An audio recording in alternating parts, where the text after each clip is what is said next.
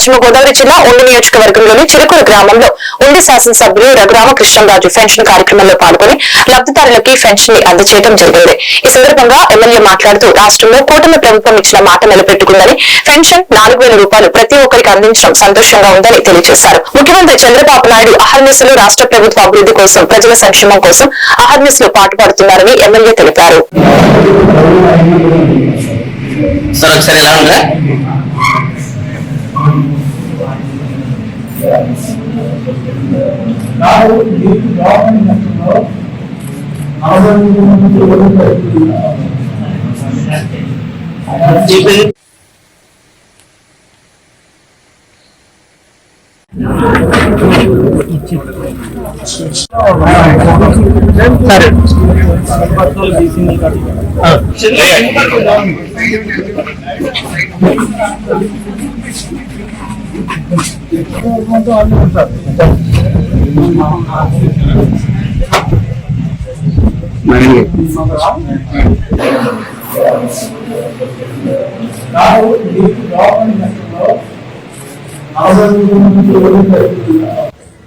ఈరోజు ప్రత్యక్షంగా నేను కూడా ఈ కార్యక్రమాల్లో పాల్గొనడం జరిగింది.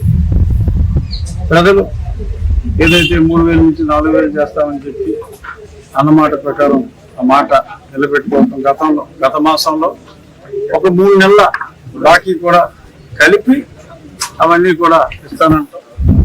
పూర్తిగా అంగవైకల్యం ఉంటే వాళ్ళకి టోటలీ డిజేబుల్డ్ అయితే ఆ 15,000 అది కూడా అన్నమాట ప్రకారం ఇంప్లిమెంట్ అవటం, ప్రజలందరూ కూడా ఇలాగే ఇతర వాగ్దానాలు కూడా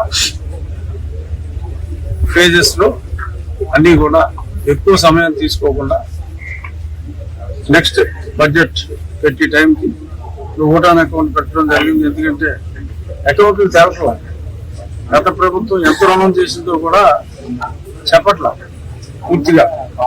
మరి ఆ అప్పు గుర్తు పూర్తిగా తెలిసిన తర్వాత మనకు అప్పు ఎంత, దాని మీద కట్టవలసిన వడ్డీ ఎంత, మనం మిగిలిన స్కీములకి చేయవలసిన వ్యయం ఎంత, ఇదంతా చూసి ఫుల్ బడ్జెట్ లో డీటెయిల్స్ అన్ని వస్తాయి.